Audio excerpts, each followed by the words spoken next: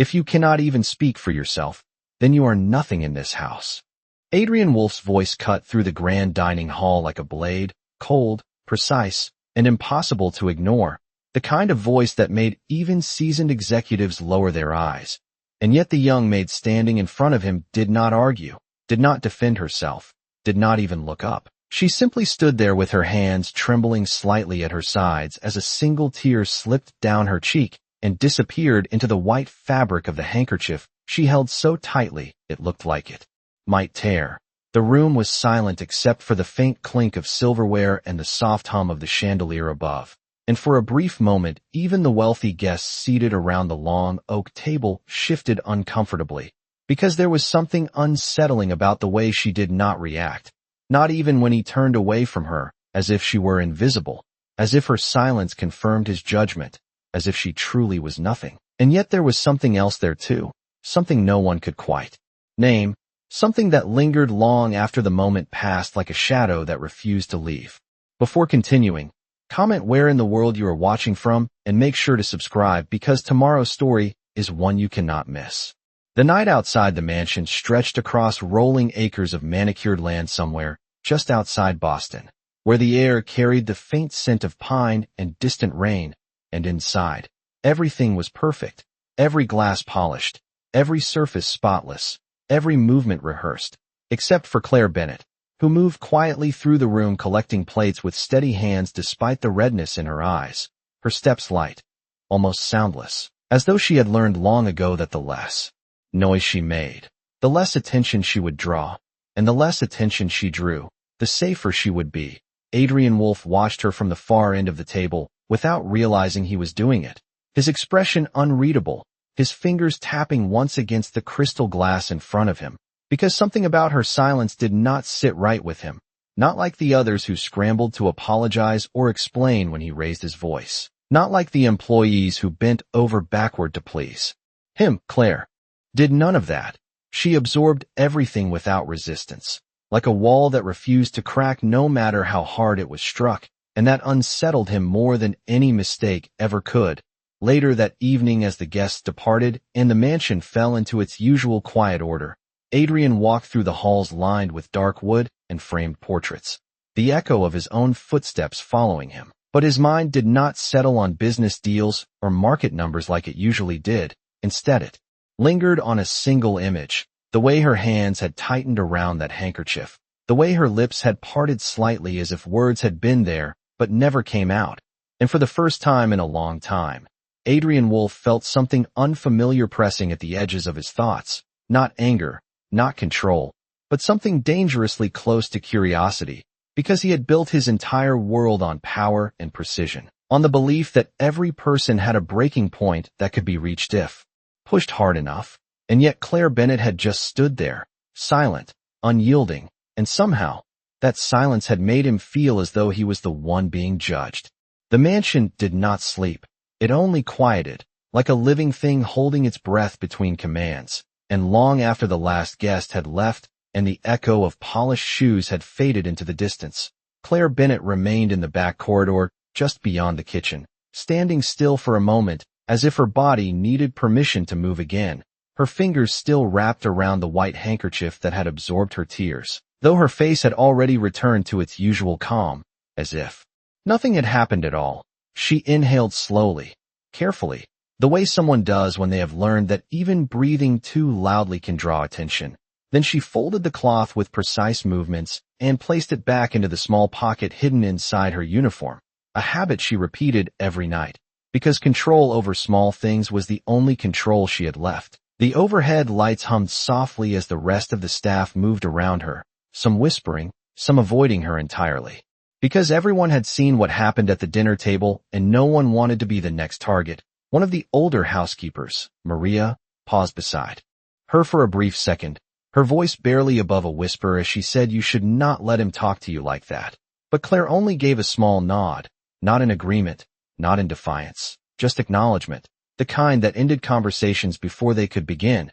And then she continued her work, collecting dishes, wiping surfaces, restoring perfection to a place that demanded it at all costs. Upstairs, Adrian Wolf stood alone in his study, a glass of untouched whiskey in his hand as he stared out through the floor-to-ceiling windows into the dark stretch of land beyond his estate. The silence around him should have felt familiar, comforting even, but tonight it carried a strange weight. His mind replayed the scene again without invitation. The way Claire had stood there without speaking, without even trying to defend herself, and it irritated him more than any mistake she could have made, because in his world people reacted. They argued. They justified. They pushed back. That was how control was measured, how power was maintained. But her silence had given him nothing to work with, no resistance, no weakness to exploit, only stillness. And that stillness lingered in his thoughts like an unanswered question. He set the glass down with a quiet thud and walked toward his desk. But instead of reviewing reports or checking market updates like he always did at this hour, he found himself staring at the security monitor mounted on the wall, a habit he rarely indulged in. Yet, tonight his fingers moved almost on their own, scrolling through camera feeds until he found the one facing the service corridor.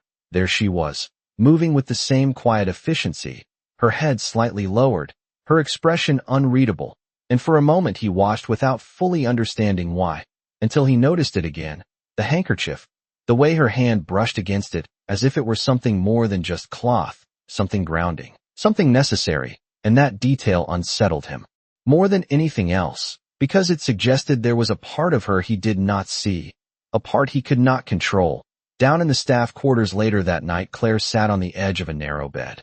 The room small but clean, the single window letting in a faint sliver of moonlight that cut across the floor. She reached into her pocket and pulled out the handkerchief again, unfolding it slowly this time, revealing faint creases where it had been folded and refolded countless times. Her fingers traced along the edge as if memorizing it.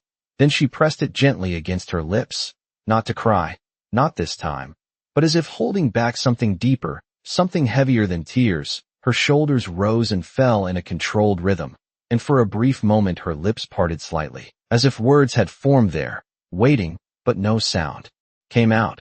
Not even a whisper, just silence, the kind of silence that did not come from choice, but from something far more permanent, far more painful. And in that quiet room, with no one watching and nothing left to perform, Claire Bennett remained exactly as she had been in the grand dining hall, still, composed, and completely unheard, while upstairs Adrian Wolfe stood in the glow of the security screen, unable to look away, not realizing that for the first time in years, control was beginning to slip from his hands, not because of rebellion, but because of silence. Morning arrived without warmth, the kind of pale gray light that slipped through the tall windows of the mansion without touching anything inside. And by 6 o'clock Claire Bennett was already moving through the kitchen with quiet precision, preparing trays, polishing glassware, aligning every detail exactly as expected, because in this house perfection was not praised, it was required, and anything less than that became a reason. She moved from counter to counter with the same controlled rhythm as always, her presence barely noticeable except in the results she left behind, clean, ordered, invisible. Maria watched her from across the room for a moment before shaking her head softly, as if trying to understand something that refused to be explained, while the younger staff whispered near the pantry door, their voices low but sharp with tension. He humiliated her in front of everyone. One of them said, "I would have quit on the spot." Another replied, "She is either very strong or very broken." Claire did not react, not a glance, not a pause, as if their words passed through her without leaving a trace. But when she reached for a tray her fingers tightened slightly, just enough to reveal that she heard everything. Upstairs Adrian Wolfe stepped out of his bedroom already, dressed in a tailored suit, his movements precise, efficient, every second accounted for. Yet something lingered in the back of his mind, an irritation he could not name. As he walked down the long staircase his eyes shifted briefly toward the hallway that led to the service area, not intentionally, not consciously, but enough for him to notice her again. Claire standing near the far wall adjusting a vase that had already been perfectly placed, her movements slow, careful, almost deliberate in a way that felt different from the others. He stopped for a fraction of a second, watching, and when she finished she stepped back, her hands folding neatly in front of her, her gaze lowered, not submissive exactly, but contained, like someone who had sealed something inside and refused to let it escape. Adrian frowned slightly, then continued walking as if dismissing the moment, but the image stayed with him longer than it should have. During breakfast, a small mistake broke the rhythm of the morning. A cup placed slightly off-center on the table. Nothing significant, nothing most people would even notice, but Adrian noticed everything. His gaze shifted immediately, sharp and focused. Who placed this? His voice cut through the room. One of the junior staff froze, clearly terrified, but before anyone could answer, Claire stepped forward, not speaking, just moving. She adjusted the cup with steady hands until it aligned perfectly with the edge of the plate, then stepped back again. Silent. Adrian watched her closely this time, waiting, expecting at least a quiet apology, a gesture, something, but there was nothing, just that same calm stillness, and it unsettled him in a way he did not understand. Say something, he said finally, his tone lower but no less demanding. The room held its breath, all eyes shifting toward Claire, but she did not respond. Her lips remained closed, her expression unchanged, and the silence stretched just long enough to become uncomfortable. Adrian felt a flicker of irritation rise again, stronger now. Was it defiance? Or was it something else entirely? He stepped closer, close enough to see the faint redness still lingering around her eyes from the night before. You think silence excuses mistakes, he continued, but even as he spoke there was a shift in his tone, subtle, almost imperceptible, because part of him was no longer certain what he was confronting. Claire lowered her gaze slightly more, her fingers brushing briefly against the pocket where the handkerchief rested, then stillness again, no apology, no defense, nothing. And for the first time Adrian Wolf felt something unfamiliar in that silence. Not power, not control, but resistance of a different kind, something he could not force open, something that did not respond to pressure. And as he stood there waiting for a reaction that never came, the perfect order of his world seemed to fracture. Just slightly at the edges, not enough for anyone else to notice, but enough for him to feel it, a quiet, unsettling shift that began not with rebellion, but with a woman who simply refused, or perhaps could not, speak. That evening the mansion filled once again with voices, softer this time, but no less demanding. A private gathering of investors and partners who moved through the grand halls with quiet confidence, their laughter controlled, their words measured, everything about them polished to match the world Adrian Wolf had built. And just like before, every detail had to be flawless, every movement precise, every member of the staff invisible unless needed. Claire Bennett moved among them carrying trays of wine glasses, her posture steady, her gaze lowered, her presence almost ghost-like as she passed from one group to another, unnoticed yet essential. But Adrian noticed. He noticed in a way he had not before, his eyes tracking her movement across the room, without fully understanding why. Perhaps it was the memory of the morning, or the silence that had lingered too long. Or perhaps it was simply that she did not react the way everyone else did, and that difference had begun to disturb the order he relied on. Near the center of the room, one of the guests, a man with a voice too loud for the setting, reached carelessly for a glass before Claire had fully steadied the tray. The movement sudden, unbalanced. The tray tilted slightly, just enough for a single glass to slip. It did not shatter, but the deep red wine spilled across the white marble floor like a stain that refused to be ignored. The room paused, just for a second, long enough for attention to shift, long enough for expectation to form. Adrian stepped forward immediately, his presence commanding the space without effort.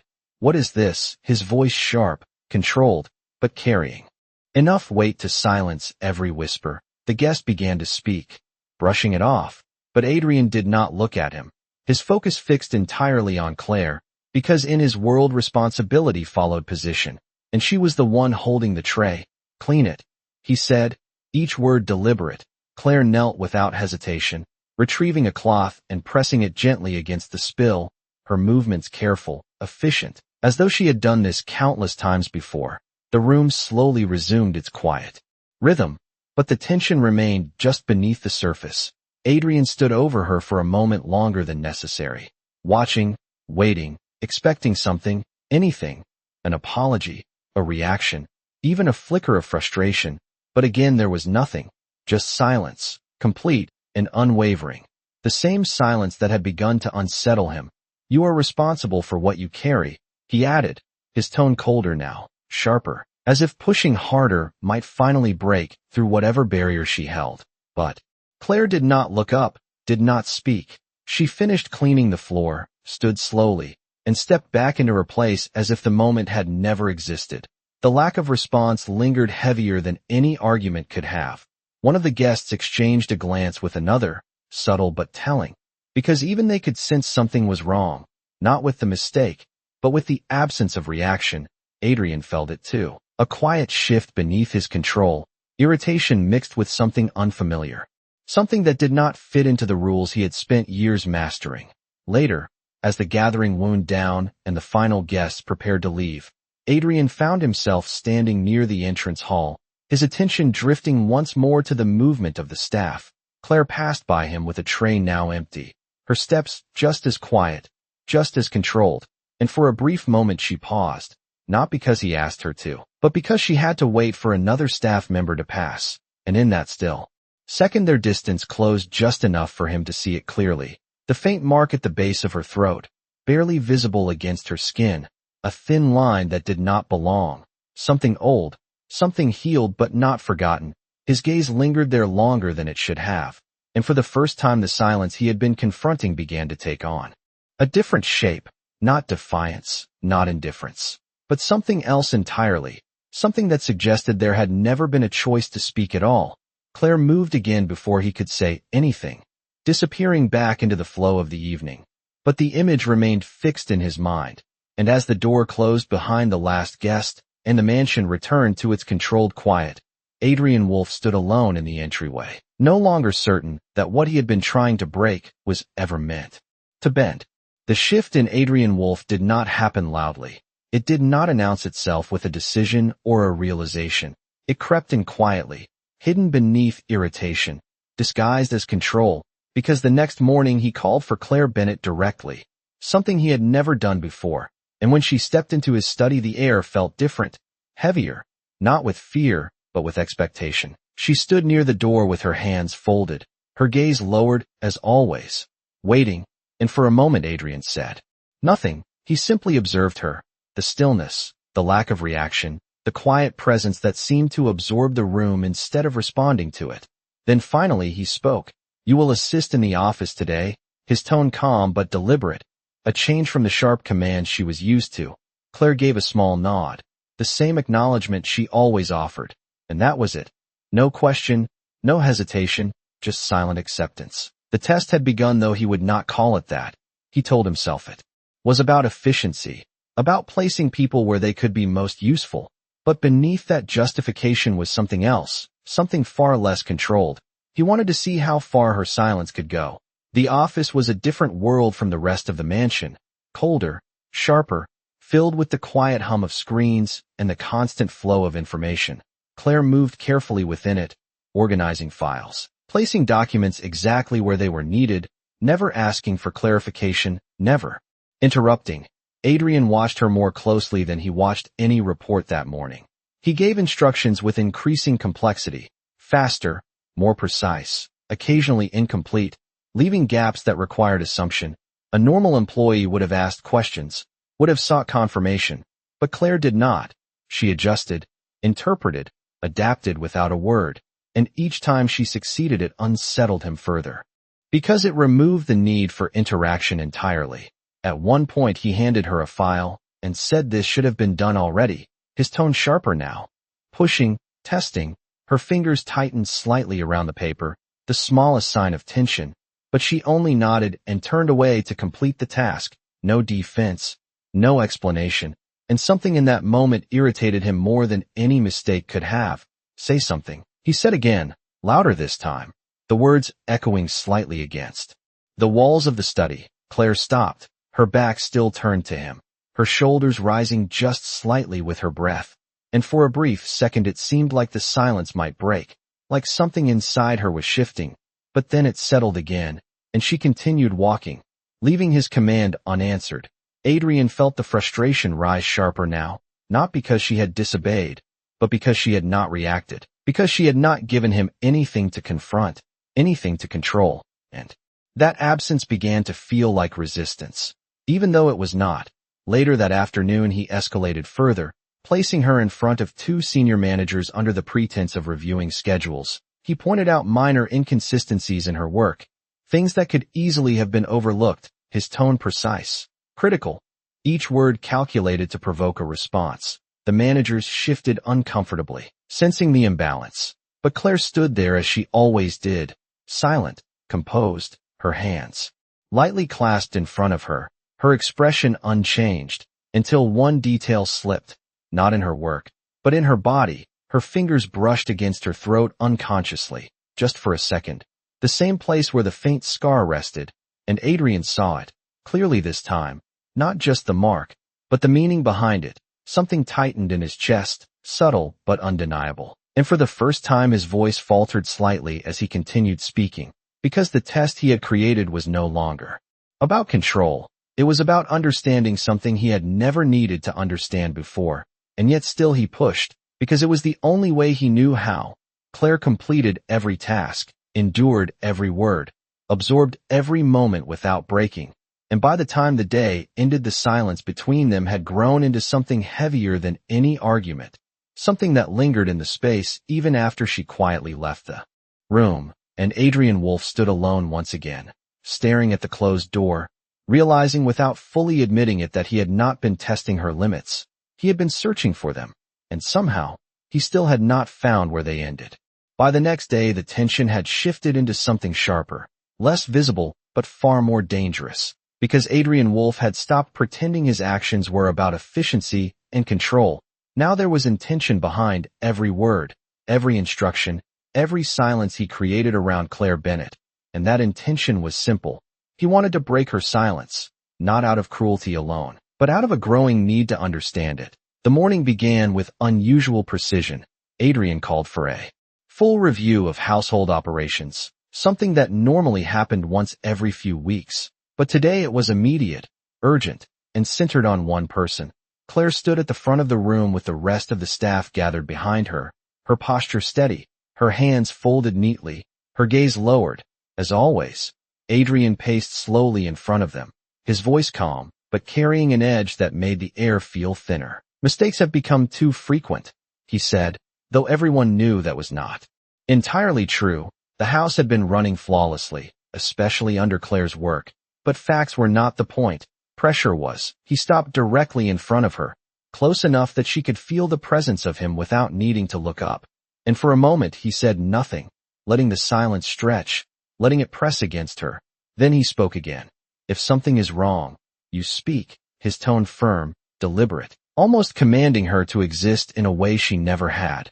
Claire remained still, her breathing controlled, her expression unchanged, and the silence that followed felt heavier than before, because this time it was expected to break. One of the staff members shifted nervously, another looked away, unable to watch. Adrian narrowed his eyes slightly, watching her closely, searching for any sign of resistance, any crack in the stillness. "Say it," he said again, louder now, not a suggestion, not a request, but a demand that carried through the room.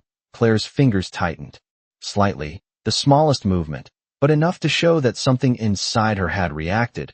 Her lips parted just a fraction, and for a brief second it seemed like the moment Adrian had been pushing toward was about to happen, that the silence would finally give way, but no sound came out. Nothing, not even a whisper, just the faint movement of breath that never turned into words. And then her lips closed again, sealing the silence back into place. Adrian felt something shift inside him, something unexpected, because what he had just witnessed was not defiance. It was struggle, real, visible, undeniable struggle, and yet he pushed harder, because that was the only language he knew. "Is this how you do your job, by standing there like you have nothing to say?" His voice sharper now, cutting through the space with more force than before, the words harsher, more personal, designed to provoke, to force a reaction. But Claire did not look up, did not defend herself. She simply stood there, absorbing every word, until her hand moved again, this time more noticeably, rising slightly toward her throat before stopping halfway, as if the motion itself had been caught and held back.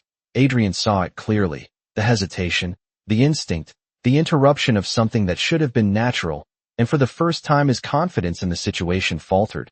Because this was no longer a matter of will, it was something else entirely, something deeper, something he could not command or control. The room had gone completely silent now. The kind of silence that did not come from obedience, but from uncertainty. No one spoke, no one moved, because everyone could feel it, the shift, the realization forming in the space between them.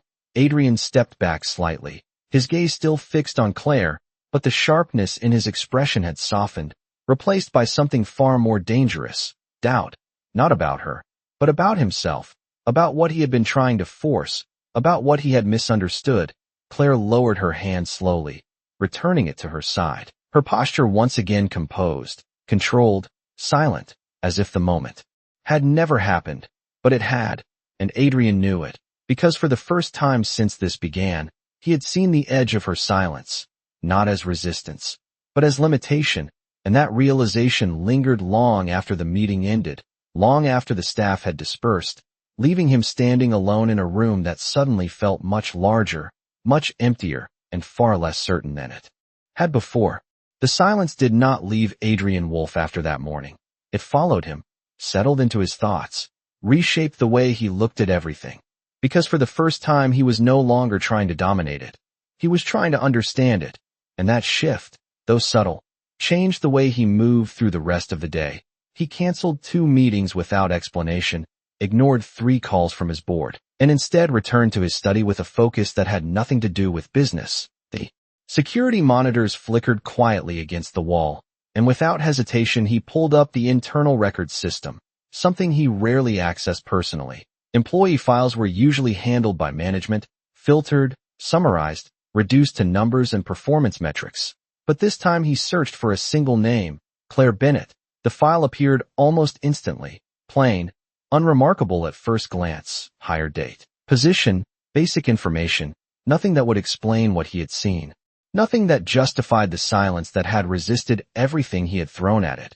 He scrolled further, past the standard details, until a smaller section caught his attention, medical notes, restricted access. He hesitated for only a second before opening it, and what he found there did not come with dramatic explanation or emotional language. It was clinical, detached, written in precise terms that made it somehow more real. History of trauma to the vocal cords, severe damage following an incident several years prior, partial recovery noted, speech limited, effort required for minimal vocalization, recommendation, avoid strain, avoid stress, avoid prolonged attempts to speak. Adrian leaned back slightly, his eyes fixed on the screen, reading the lines again as if they might change, as if there might be something he had misunderstood, but there was nothing unclear about it. The silence was not a choice. It was a condition, a limitation he had mistaken for defiance, and in that moment the memory of every word he had directed at her returned with a different weight. Each command, each demand to speak, each moment he had pushed harder, believing he was confronting resistance, when in reality he had been forcing someone against something they could not control. His hand moved unconsciously to his own throat, a reflex he did not fully register, as if trying to imagine what it meant to be unable to respond. Unable to defend, unable to explain. The image of Claire standing in front of him, lips parted, breath caught, returned with sharp clarity, and this time it did not irritate him. It unsettled him in a way that went deeper than discomfort. It felt wrong, not in a vague sense, but in a precise, undeniable way that left no room for justification. He closed the file slowly, but the information did not leave him. It stayed, reshaping everything that had happened, everything he had said. Later that afternoon, he found himself in the service corridor without remembering how he had gotten there. His steps slower now, less certain, the familiar environment suddenly different, as if he were seeing it for the first time. Claire was there, organizing supplies with the same quiet efficiency, her movements unchanged, her presence as controlled as ever. But Adrian saw her differently now, not as an employee failing to meet expectations, not as a silent problem to be solved, but as someone who had been carrying something invisible, something he had ignored. He stopped a few feet away, watching, unsure of what to say, unsure if saying anything would make it worse. For a man who had built his entire life on decisive action, The hesitation felt foreign, almost uncomfortable. Claire sensed his presence and paused, her posture straightening slightly as she turned just enough to acknowledge him without fully facing him. The same quiet awareness, the same composure, and once again the silence settled between them. But this time it felt different, not like resistance, not like absence, but like something fragile, something that could not be forced without breaking. Adrian opened his mouth slightly, as if to speak, but the words did not come immediately, because for the first time he understood that this silence was not something to overcome. It was something to respect, and that realization, simple as it was, carried more weight than anything he had learned in years. The truth did not sit quietly inside Adrian Wolf. It moved through him, unsettled him, reshaped the way he saw every moment that had already passed. And for the first time in years he found himself unable to return to routine, unable to bury discomfort beneath work, because every time he tried to focus, the same image returned, Claire standing in front of him, her lips parting, her voice trapped somewhere between breath and sound, and the realization that he had been the one pushing her toward that edge. The weight of it followed him through the rest of the day, until action became the only way to silence it. But even then he did not know how to act, because this was not a problem that could be solved with authority or precision. It required something he had never needed before, restraint. That evening he gave an instruction that confused everyone. Claire Bennett was reassigned from general service duties to administrative support within the office, a quieter environment, fewer direct interactions, fewer demands. The staff exchanged glances, uncertain of what had changed, but no one questioned it. Claire accepted the reassignment the same way she accepted everything else, with a small nod, no words, no reaction. Yet there was a subtle shift in the way she moved, a slight hesitation, as if she were adjusting to something unfamiliar. The office felt different with her there, not because she spoke, but because she did not. The silence was no longer background. It was presence. Adrian became aware of it in ways he had not expected. The absence of unnecessary noise, the precision of her movements, the way she completed tasks without interruption, without error, without the constant need for confirmation that filled most workplaces. And yet that same silence made every interaction more deliberate, more careful, because he could no longer rely on words to bridge the space between instruction and understanding. One afternoon he placed a file on the desk in front of her, his tone measured, slower than usual. This needs to be reviewed and organized by priority. Claire nodded once, her eyes briefly meeting the document before returning to her work. And as she moved to complete the task, Adrian noticed something new. She had begun to write, not just notes, but responses, short, precise sentences on a small notepad she carried. When she finished organizing the file, she placed the notepad beside it, turning it slightly toward him. The words written in clean, careful handwriting, completed and sorted by urgency. Please review. Adrian paused, looking at the note, then at her, and for the first time the communication between them felt different, not forced, not broken, just quiet, functional in a way that did not demand more than she could give. He gave a small nod, almost instinctive, and she returned to her work. The moment simple, but significant, because it marked a shift he had not planned. Later that day a situation arose that tested that shift. One of the managers approached Adrian with a complaint about scheduling errors, minor but persistent. Normally he would have responded immediately, sharply, assigning blame, demanding correction. But this time his gaze shifted toward Claire, who was standing nearby reviewing documents. The manager followed his glance, expecting the usual reaction.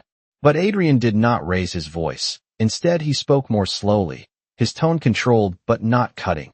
Explain the issue clearly, he said, and when the explanation ended he turned slightly toward Claire, giving her time, not demanding, not forcing. She listened, her expression focused, then wrote something quickly in her notepad before stepping forward and presenting it. The note outlined the error, the cause, and the correction, concise, precise, complete. Adrian read it, then handed it to the manager without a word. The problem resolved without confrontation, without pressure, without forcing her into something she could not do. The manager nodded, slightly surprised, and left. And for a brief moment the office returned to its quiet rhythm. Adrian remained still, holding the edge of the desk, aware that something had changed, not in her, but in him, because he had chosen not to push, not to demand. And the result had not been failure. It had been clarity. Claire returned to her place, her movements as composed as ever. But there was a subtle difference now. Something lighter, almost imperceptible, and Adrian noticed it, not as control regained, but as something else entirely, something closer to understanding. And as the day moved forward without conflict, without raised voices, without the pressure he once believed was necessary, Adrian Wolfe realized that for the first time the silence he had tried to break was no longer something he needed to fight. It had become something he was learning to listen to. The balance Adrian Wolfe had begun to build did not last without challenge, because change, especially quiet change, rarely goes unnoticed in a place built on control, and it was not long before the shift in his behavior toward Claire Bennett became something others questioned. The first signs appeared in whispers, subtle at first, passing between staff in corners and behind closed doors. "He is going easy on her," one voice murmured. Another replied, "Or maybe she found a way to get special treatment." The words carried weight not because they were loud, but because they spread, and in a house where hierarchy defined everything, any perceived imbalance became a threat. Claire remained unaware of most of it, or at least she did not react. She continued her work in the office with the same precision, the same silence, the small notepad now her voice, bridging the gap between instruction and response. But the tension grew around her, and eventually it reached someone who did not deal in whispers. Daniel Mercer, Senior Operations Manager, a man who had built his position through strict adherence to rules and a belief that discipline was the only path to order. He stepped into Adrian's office one afternoon without waiting for a full invitation, his posture firm, his tone controlled but direct. "We have a problem," he said. Adrian looked up from his desk, his expression unreadable. "What problem?" Daniel placed a folder on the desk. Inside were records, schedules, minor discrepancies that had been resolved, but documented anyway. Nothing serious on their own.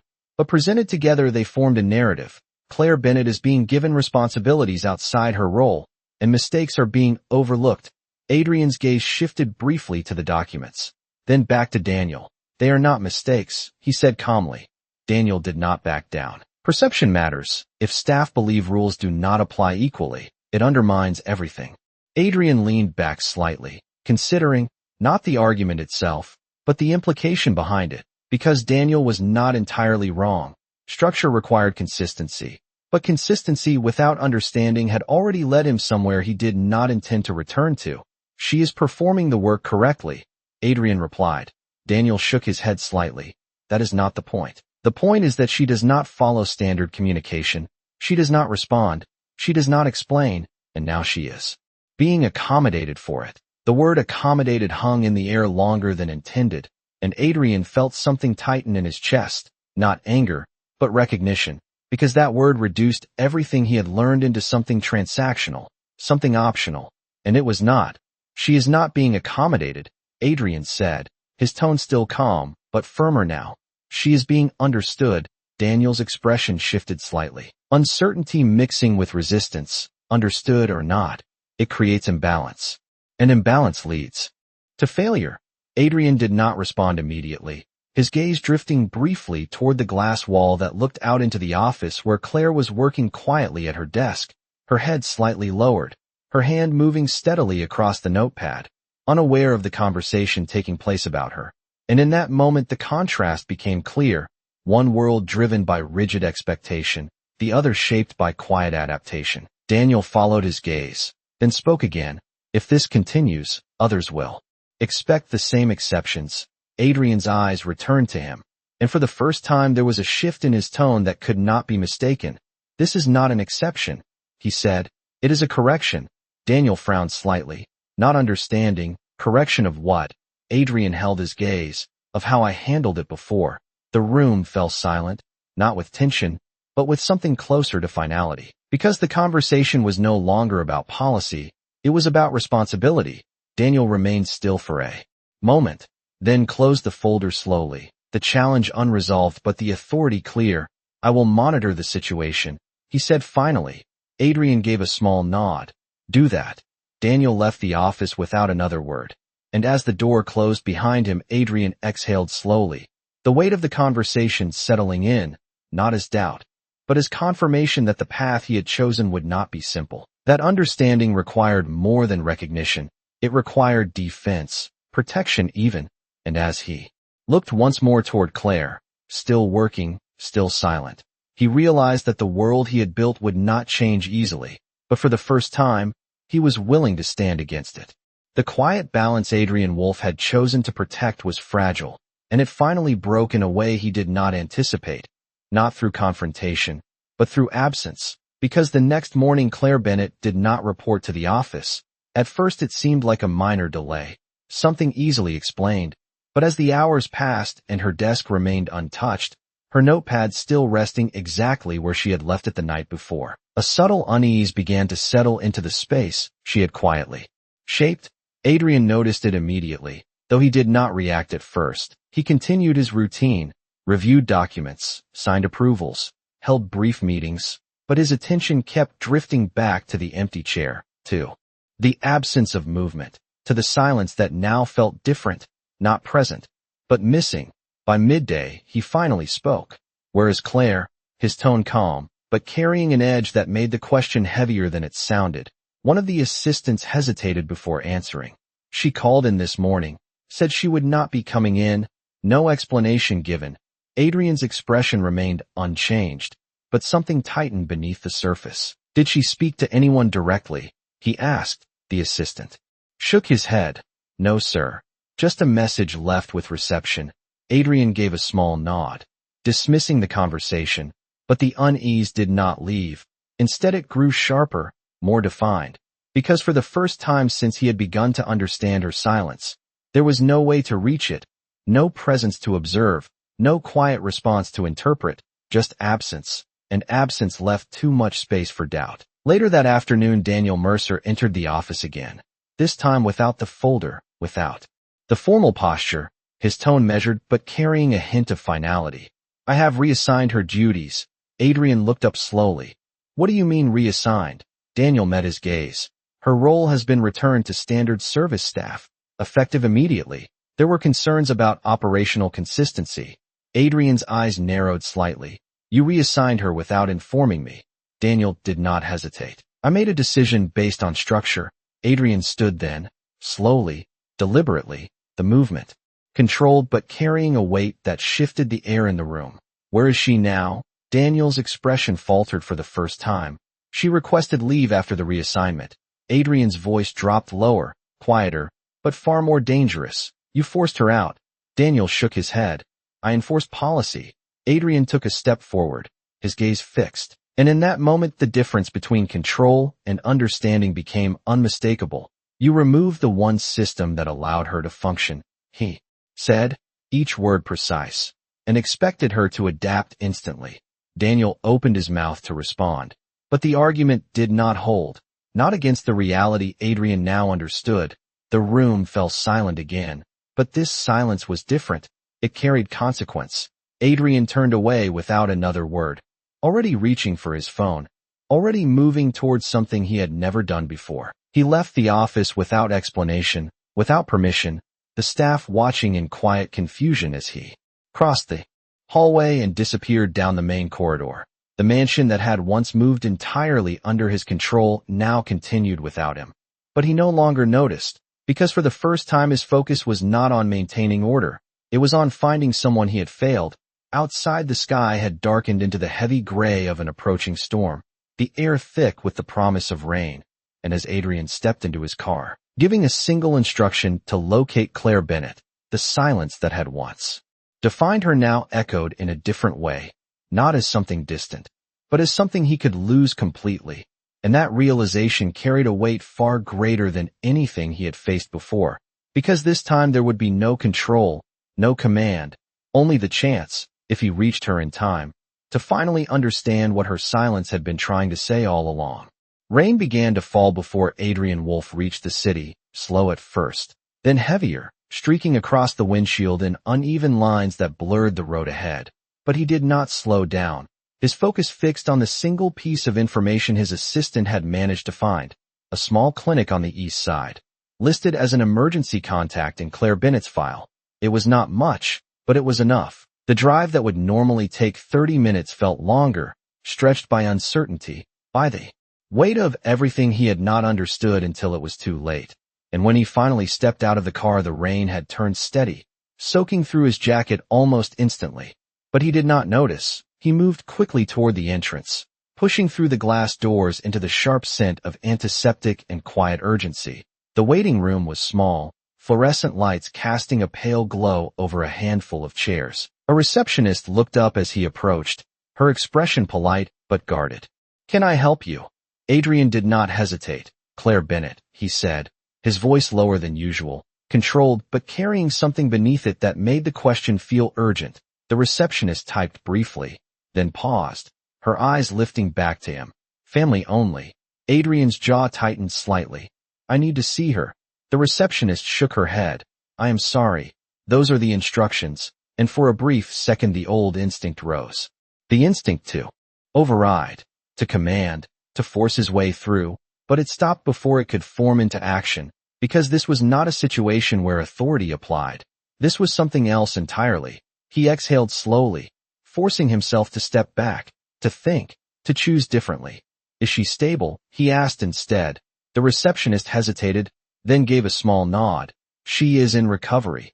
That was enough, not reassurance, but enough to keep him there. He moved to the side, standing near the window as the rain continued to fall outside. Time passed in a way that felt unfamiliar, not measured by schedules or outcomes, but by waiting, by uncertainty, by the quiet understanding that he could not control what happened next. After what felt like far longer than it should have been, a nurse stepped out from the hallway, her gaze scanning the room before settling on him. "Mr. Wolf." Adrian turned immediately. "Yes." She approached him with a measured expression. "She asked for you." The words landed heavier than expected, because they carried something he had not been sure he would receive. Permission. He followed the nurse down the narrow hallway, each step echoing slightly against the polished floor, until they stopped at a partially open door. The nurse gave a small nod before stepping aside, and Adrian paused for just a second before entering. The room was quiet, dimmer than the hallway, machines humming softly in the background, and there she was, Claire Bennett, sitting upright in the hospital bed, her posture still composed despite the visible exhaustion in her face, her hands resting lightly in her lap, the white handkerchief folded neatly between her fingers. She looked smaller here, not in stature, but in presence, as if the strength she carried so quietly had been stretched thin. Her eyes lifted to meet his, and for a moment neither of them moved, the silence between them returning, but not the same as before. This silence was not distant, it was shared. Adrian stepped closer, slowly, stopping a few feet from the bed, unsure of how to begin, unsure of what words could exist in a space that had always been defined by their absence. "I should not have let that happen," he said finally, his voice lower than it had ever been, not commanding, not controlled, just honest. Claire's gaze did not shift, but something in it softened slightly. "Almost imperceptible," Adrian continued, the words coming slower now, measured, not because he was choosing them carefully, but because he had never spoken this way before. "I misunderstood, and I made it worse." The room remained quiet, but the silence no longer felt like a barrier. It felt like space for something that had never been allowed before. Claire's fingers tightened slightly around the handkerchief, her lips parting just a fraction, and for the first time he did not push, he did not demand. He simply waited, and in that waiting there was something new, something neither of them had experienced before, understanding without force. And as the quiet stretched between them, no longer heavy, no longer painful, Adrian Wolf realized that this was the moment everything changed, not because the silence was broken, but because for the first time, it was finally being heard. The room remained still after Adrian Wolf's words settled into the quiet, not heavy as before, but fragile, as if anything too forceful might break something that had only just begun to form. Claire Bennett lowered her gaze slightly, her fingers still holding the folded handkerchief, and for a moment it seemed like nothing would happen, like the silence would return to what it had always been, a barrier, a distance. But then something shifted, subtle at first. Her shoulders rose with a careful breath, slower, deeper than before, as if gathering something that had been held back for far too long. Adrian did not move, did not speak again. He simply stood there, waiting, Because for the first time he understood that whatever came next had to come from her, not from pressure, not from expectation, but from choice. Claire's lips parted slightly, the movement small but unmistakable, and though no sound came at first, the effort was visible, the strain in the way her breath caught, the way her hand instinctively moved closer to her throat, then stopped, hovering there as if even that motion carried weight. Adrian felt it, the tension of that moment, more intense than any confrontation he had ever faced, because this was not about control. This was about something breaking through years of silence. And then it happened, barely audible, fragile, but real. I tried. The words came slowly, uneven, each one formed with effort, as if pulled through resistance that had never fully disappeared. Adrian's breath stilled, not because he had not expected her to speak, but because hearing it, actually hearing her voice, changed everything in an instant. It was softer than he imagined, strained, but steady enough to carry meaning.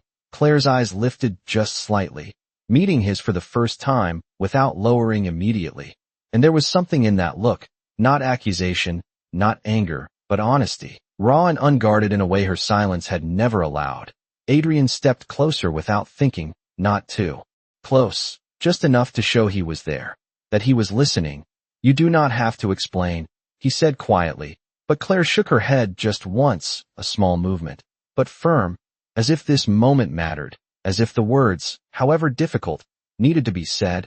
I tried, she repeated, her voice still fragile, still limited, but stronger now, not in volume, but in intent, to do everything right. The effort behind the sentence was visible in every part of her, the way her breath paused between words, the way her hand tightened slightly around the handkerchief, and Adrian felt something inside him shift completely. Not just guilt, not just regret, but clarity, because for the first time he understood not just her silence, but what it had been protecting, what it had been enduring. I know, he said, his voice low, steady, and this time there was no authority in it, only acknowledgement, only respect. Claire's shoulders relaxed slightly, the tension easing just enough to show that she had been heard, truly heard, not dismissed, not misunderstood, just heard, and that alone changed the space between them. The silence that followed was no longer empty. It was full, filled with everything that had not been said before, and everything that no longer needed to be forced into words. Adrian remained there, not as a man in control, not as someone above her, but simply as someone present, someone willing to stay, willing to listen without demanding more than she could give.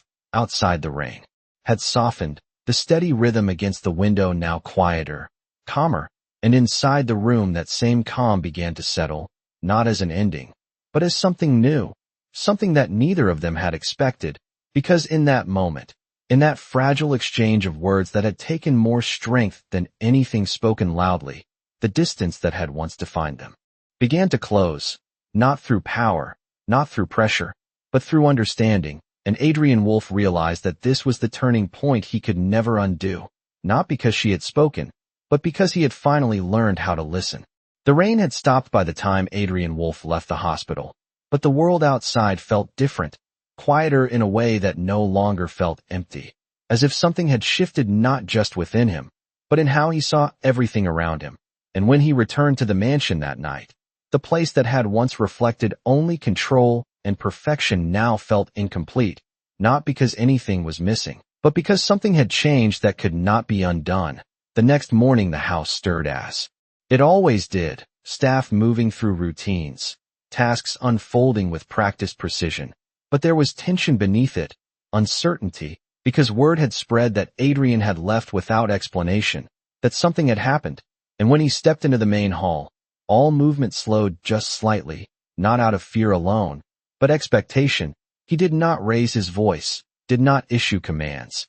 Instead he spoke clearly, calmly, gathering the staff without force, effective immediately. All operational decisions regarding staff assignments will go through me directly. His tone steady, leaving no room for argument.